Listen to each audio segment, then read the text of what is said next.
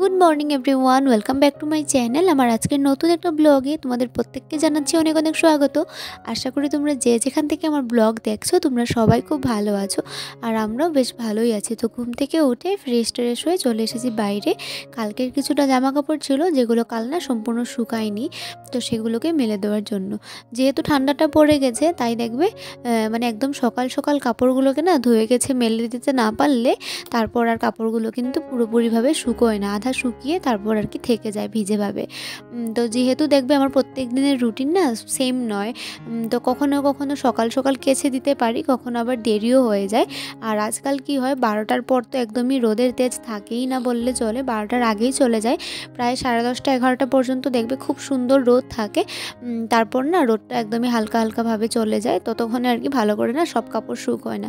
তো যাই হোক, প্রত্যেক দিন যেহেতু মানে রুটিন সেম নয়, কখনো কোনো কাজ আগে করি কখনো কোনো কাজ পরে করি, সবটাই কিন্তু ডিপেন্ড করে আমার ছেলের উপর। আর আমারই নয়, শুধু হয়তো বা যাদের ঘরে বেবি আছে প্রত্যেকেরই নিজের বেবিদের উপর আর কি মানে ডিপেন্ড করে, বেবিদের সাথে তাল মিলিয়েই কিন্তু সব কিছু কাজ করতে হয়। তো এদিকে ওরা দুজন কিন্তু ঘুমোচ্ছিল, মানে বাবা ছেলের কথা বলছে, ওরা দুজন ঘুমোচ্ছিল। আর এদিকে আমি বাসি কাজবাজগুলো শুরু করেছি।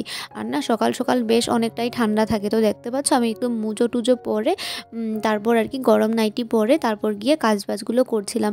সকাল সকাল না প্রায় দেখবে অনেকক্ষণ কুয়াশাও পড়তে থাকে। আর আমার কি হয়েছে, যেহেতু 2-3 দিন ধরে মানে মাথার ব্যথা করছে, তারপর না কি হয়, প্রত্যেক দিন সকালে ওঠার পর কিছুক্ষণ ধরে মানে গলা কিন্তু ব্যথা করতে থাকে। তারপর গরম জল টল খাওয়ার পর গিয়ে গলা ব্যথাটা ঠিক হয়ে যায়, মানে গলা আর কি ক্লিয়ার হয়। না হলে জানি না কিসের জন্য প্রত্যেক দিনই দেখছি আর কি, লক্ষ্য করছি সকালবেলা ওঠার পর কিছুক্ষণ ধরে গলাটা ব্যথা হয়। মানে বোধহয় টনসিল টাইপ রয়েছে এমন একটা মানে ফিল হয়। তো যাই হোক, চলো এদিকে ঘর দুয়ার ঝাড়ু দিয়ে এসে চা বানাচ্ছিলাম।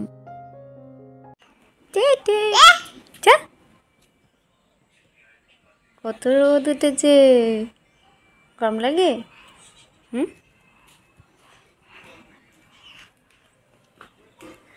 অল্প সময় দাঁড়াতে হয়, রোদে দাঁড়াতে হয় অল্প সময়, বুঝেছো?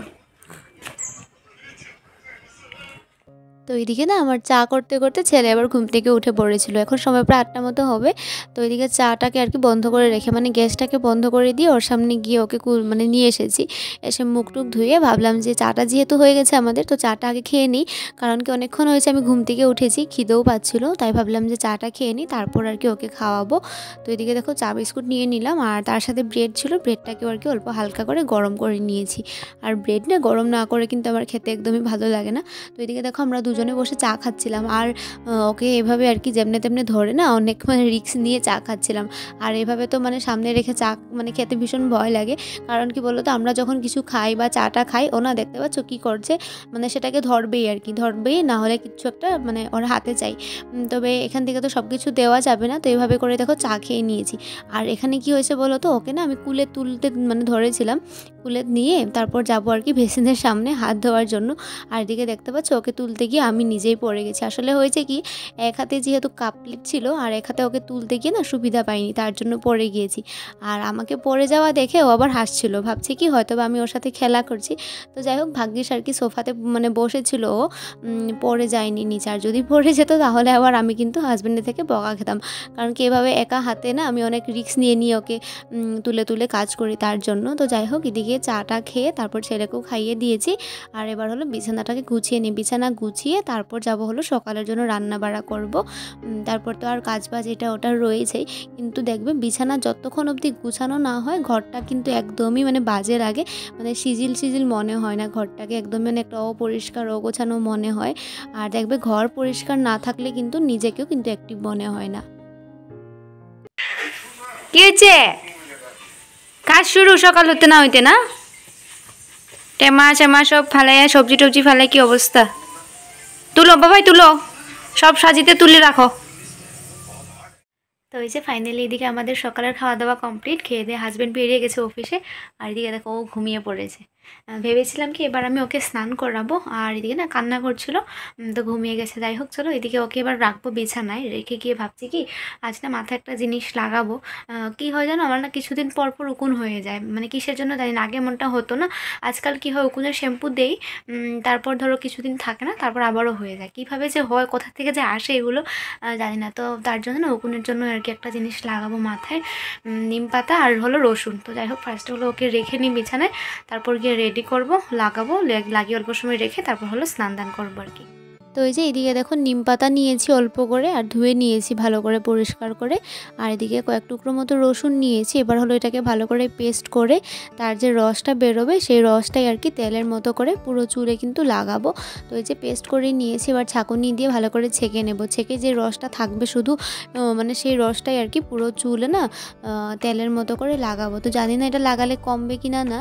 তো উকুনের না শ্যাম্পু পাওয়া যায়, তো শ্যাম্পু দিলেও সেমই হয়, কিছুদিনের জন্য থাকে না, তারপর আবারও হয়ে যায়। তো এটা আর কি শুনেছি এটা দিলেও নাকি ভালো হয়, তার জন্যই ভাবলাম যে দিয়ে দেখি। আপাতত শ্যাম্পুটাও শেষ হয়েছে। আর না আগে আমার তেমনটা হতো না, আজকাল কি হয়েছে কিছুদিন পর পর আর কি উকুন হয়ে যাচ্ছে, তারপর আবারও উকুন থাকলে দেখবে একদমই ভালো লাগে না, অশান্তি লাগে। তার মধ্যে দিয়ে যদি বাচ্চা কাচ্চা আছে, নিজের মাথা থেকে যদি বাচ্চা মাথায় চলে যায় সেটাও একটা বড় ব্যাপার হয়ে যাবে। তো যাই হোক দেখো পুরো মাথায় ভালো করে লাগিয়ে তারপর কিছুক্ষণ রাখবো, রেখে গিয়ে ভালো করে শ্যাম্পু দিয়ে ধুয়ে দেবো। তো এই যে ভালো করে লাগিয়ে নিয়েছি, এবার কিছুক্ষণ থাকবো, তারপর গিয়ে শ্যাম্পু দিয়ে ধুয়ে দেবো।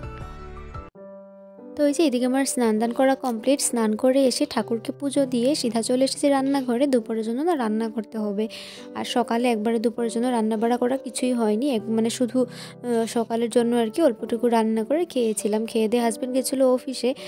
তো যাই হোক এদিকে না দুধ দিয়ে গেছে, অনেকদিন আমাদের দুধটা বন্ধ ছিল, তো কাল থেকে আবারও দিচ্ছে। তো দুধটাকে গরম বসিয়ে এদিকে দেখো আদা রসুন আলু পেঁয়াজ যা যা লাগবে সব কিছুকে কাটাকুটি করে নিয়ে তারপর হলো রান্নাটা বসাবো। আর এইদিকে যে আমি নিম পাতার রসটা দিয়েছিলাম, এটা না দিয়ে বেশ ভালোই মনে হয়েছে আমার। কারণ কি বলো তো, দিয়ে যেহেতু অনেকক্ষণ রেখেছি, তারপর যখন শ্যাম্পু করেছি তখন না যে কটা উকুন ছিল সব কটাই চলে গেছে আমার মনে হচ্ছে। কারণ কি মানে জলের সাথে দেখবে উকুন থাকলে কিন্তু চলে যায়। আর এবার যখন চুল শুকোবে আঁচড়ালে তারপর গিয়ে বোঝা যাবে যে আরও রয়েছে কি না। তো যাই হোক এদিকে রান্না করবো হলো চিকেন। তো যাই হোক এদিকে সব কিছু রেডি করা আমার হয়ে গেছে, মানে আদা রসুনের পেস্ট পেঁয়াজ দিয়ে সব কিছু রেডি করে নিয়েছি। আর এবার হলো সব কিছু মশলা দিয়ে একসাথে না মেরিনেট করে তারপর গিয়ে রান্না করব। তো সবসময় কিন্তু মাঝে মধ্যে অন্য অন্য রকম করে রান্না করি, মানে আমরা তো সবাই মাংস রান্না সেমই করি, কিন্তু দেখবে পার্থক্যটা শুধু এখানে যে কেউ কোনটা আগে দেয় কেউ কোনোটা পরে দেয়। তো এবার হলো দেখো আজ আমি সব কিছু দিয়ে একসাথে মেখে নিচ্ছি।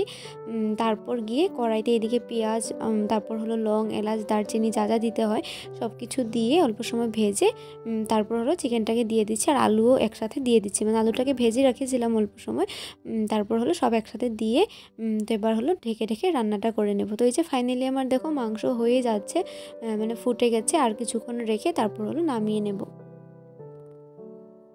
তো এই যে ফাইনালি আমাদের খাওয়া দাওয়া কমপ্লিট, হাজব্যান্ডও এসেছে, এসে খেয়ে দিয়ে চলে গেছে, আর এখন সময় প্রায় 4টা মতো বাজে। তো খেয়ে দিয়ে প্রায় অনেক কিছু কাজ ছিল, বাসন টাসন মেজেছি, তারপর ভিজে কাপড় সব তুলেছি। আর না এখন এত ঘুম পাচ্ছে, কিন্তু এখন আর ঘুমানোর উপায় নেই। এখন হলো ওকে নিয়ে মানে ঘোরানোর সময়, কারণ ওর এখন চোখে ঘুম নেই, তো ওকে তো আর সজাগ রেখে আমি ঘুমাতে পারবো না। তো ওকে দেখো ঘুরাচ্ছি এখানে, আর এদিকে বোনও নাকি আসছে, কল করেছে, এমনি আসবে আর কি ওকে দেখার জন্য, মাঝে মধ্যে মন যায় দেখতে তো চলে আসে। তো যাই হোক চলো কিছুক্ষণ ঘুরি, তারপর সন্ধ্যাও লেগে যাচ্ছে। তো ওই যে দেখতে দেখতে কিন্তু ফাইনালি আজকের দিনটাও এভাবেই কেটে গেল, মানে কাজকর্ম ঘর সংসার বাচ্চা সামলাতে সামলাতেই না আমাদের আর কি হাউস ওয়াইফদের সারাটা দিন যে কীভাবে কেটে যায় নিজেদের মানে নিজের জন্য সময়ই পাওয়া যায় না।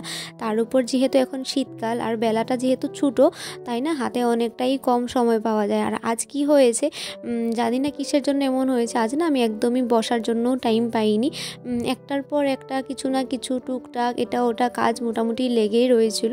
সারাদিন শুধু কিছু না কিছু কাজ করেই চলেছি। আর এখন হলো সন্ধ্যাবেলা, সন্ধ্যা বলতেও কিন্তু অনেকক্ষণই হয়েছে সন্ধ্যা হওয়া, সন্ধ্যাবাতি দিয়ে নিয়েছি অনেকক্ষণের আগে।